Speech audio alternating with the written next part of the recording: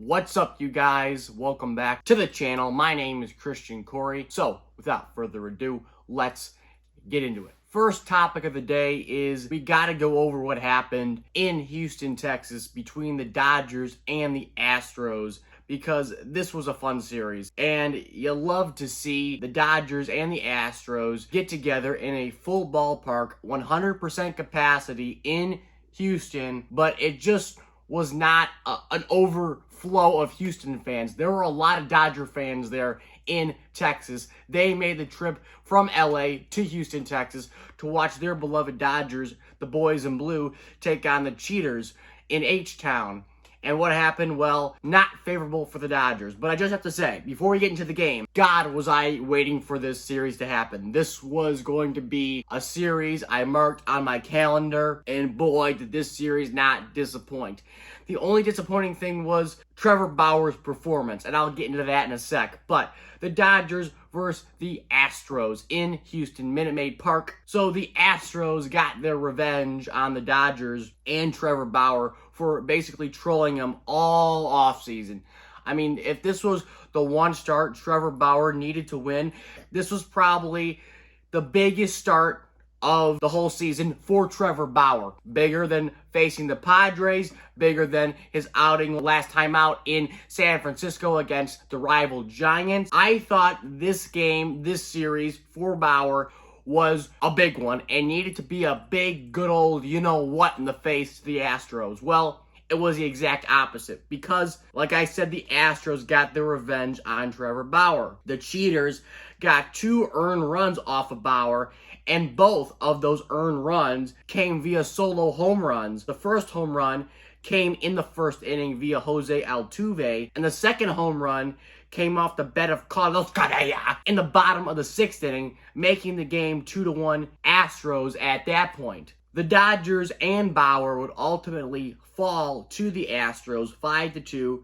delivering Bauer's 3rd loss of the season, making him 5-3 overall for his record here in 2021, his first season in Dodger Blue. Now, am I upset that Trevor Bauer lost? Yes. Would it be great to see him shove it to the Astros? Yes. Does it make Trevor Bauer look like a jerk? You know, all the stuff he said in the offseason, trolling the Astros, making shirts, Houston Trastros, MVP of 2017 World Series, being a trash can. Did it look bad last night, when he gives up 2 solo home runs to Jose Altuve and Carlos Correa? Yes. Is it the end of the world?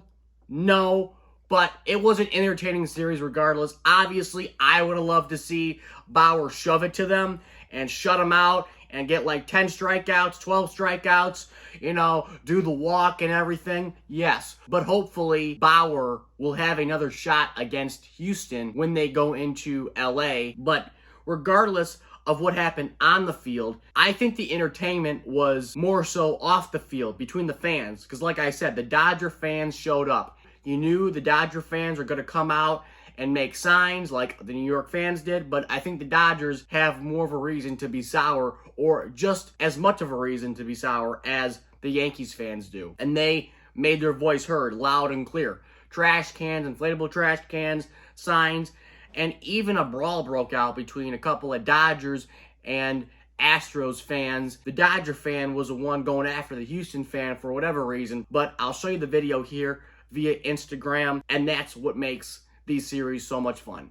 Honestly, that's what makes it fun. You got to get rivalries relevant again. So comment down below your thoughts on this Dodger and Astro series. Was this good for baseball or was it bad for baseball? Let me know in the comments down below. Next topic on the list involves Corey Kluber. Yes, the man who delivered the first Yankees no-hitter in the 21st century a couple weeks ago. Says Corey Kluber is expected to miss a minimum of 2 months after an MRI revealed a strain of the subscapular muscle of his right shoulder. Yankees manager Aaron Boone said on Wednesday. Kluber will be shut down for at least 4 weeks without throwing. Then he would likely need that same period of time to build back up, placing his best case of return in late July. Kluber, who pitched a no-hitter 1 week ago in Texas, lasted only 3 innings against the Blue Jays on Tuesday. It's tough news to get, considering how well he's throwing the ball and all he's been through to get back, Boone said. Hopefully we can start the recovery process for him and have him back in our rotation sooner rather than later. This is very bad news for the Yankees because he was doing great. And overall, the Yankees rotation was turning the corner, so to speak, with not only Cole, not only Kluber, but the other guys in the rotation. The whole Yankees rotation was starting to turn around, and the Yankees were starting to win. Because if you remember, in April, everybody was saying, oh my God, the Yankees are falling apart. This is it. The season's over. Doomsday. Let's all, wave the white flag and give up in April. You can't do that. And the Yankees rotation has picked it up as of late. They've been winning. They're in third place in the AL East, but they're only 1.5 games back of the Red Sox, and the Rays are in first place at 31-20. Red Sox are in second at 30-20, and the Yankees are 28-20. But, it's a tight division. Both Eastern divisions in both leagues are tight, AL and NL. But the Yankees are picking up the slack. They're on a good track here. But when this news happens, that's not good for the Yankees. Who could they bring up? Albert Abreu? Abreu made his debut last season on August the 8th. This season, in 3 games, is a 1.93 ERA in 4 2/3 innings pitched. They could possibly bring him up. I'm not 100% sure what they'll do. They could go to a 4-man rotation if they want to, but is that the smartest thing for the Yankees? Probably not. Even with Kluber and Tyone and Montgomery and Cole, it's not the strongest rotation in the majors, but it's getting the job done as of late. So what do you do if you're the Yankees? You call somebody up? Probably. You don't want to make a trade unless you know Kluber's going to be gone for the rest of the season. But hopefully that's not the case, and you can manage with what you have in your farm, and hopefully things will work out in your favor. So we'll see what happens there with the Yankees. Another Yankees injury news involves their slugging first baseman Luke Voit. Luke Voit has been diagnosed with a grade 2 strain of his right oblique and will be placed on the injured list. Voit's season debut was delayed as he recovered from left knee surgery performed in late March. Boone said that Voit first experienced the oblique issue on Saturday against the White Sox. Voit told team staff after Tuesday's game that he, quote, just felt like he couldn't really let it go how he wanted it to. He's frustrated, Boone said. He's had such success with the knee, so to have a setback that's going to land him on the IL, hopefully it's not something that keeps him down too long. This isn't great. One of their top sluggers in that Yankees lineup being Voit, a first baseman. If you look at Voit and what he's doing this season, now again, in only 12 games due to the recovery of the knee surgery, he only has 1 home run, 3 RBIs, batting a .182, nothing special, but last season, led the American League in home runs with 22 for what it was, shortened season. Number 9 in the MVP voting last season in the shortened season. So this is not good if you're the Yankees, but can you live without him? Yeah. Which one's more strenuous when it comes to the 2 injuries between Voit and Kluber? I'd say Corey Kluber, because the Yankees can slug all day long. They can find anybody in that farm and bring him up and he'll hit a home run. That's the way I feel. But when it comes to the starting rotation in the Yankees and Corey Kluber, they can't find anybody who can pitch consistently and get wins.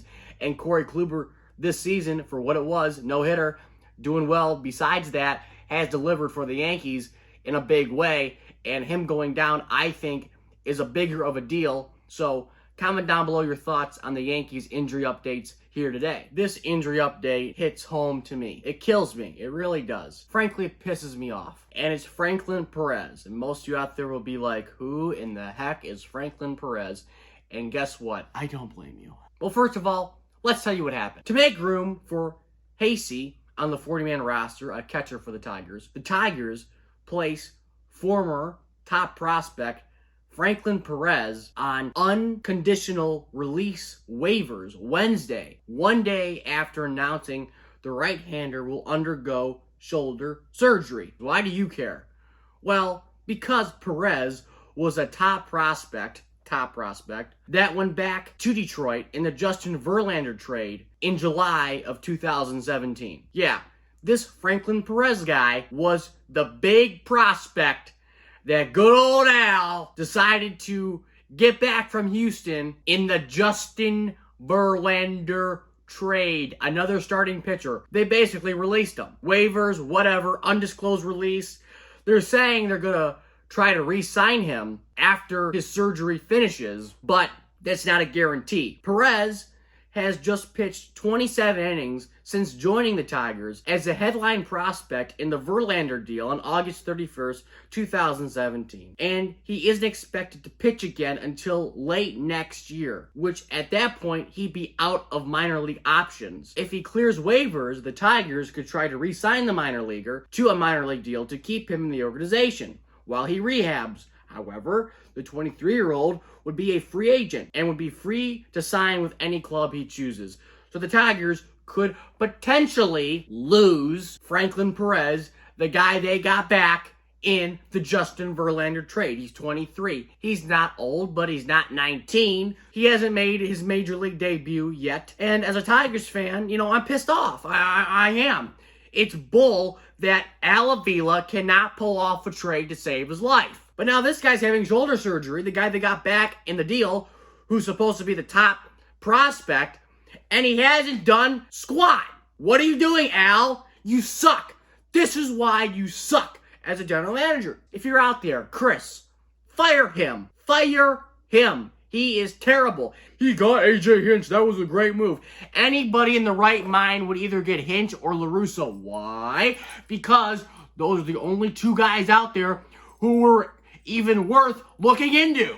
Doesn't take a genius, Al. Doesn't take a genius. Release him. I don't give a damn anymore. You screwed up the whole organization. That's all I got for that topic. But comment down below your thoughts, because you know mine. I'm pissed. So that's all I got for today's video. Like, comment, and subscribe.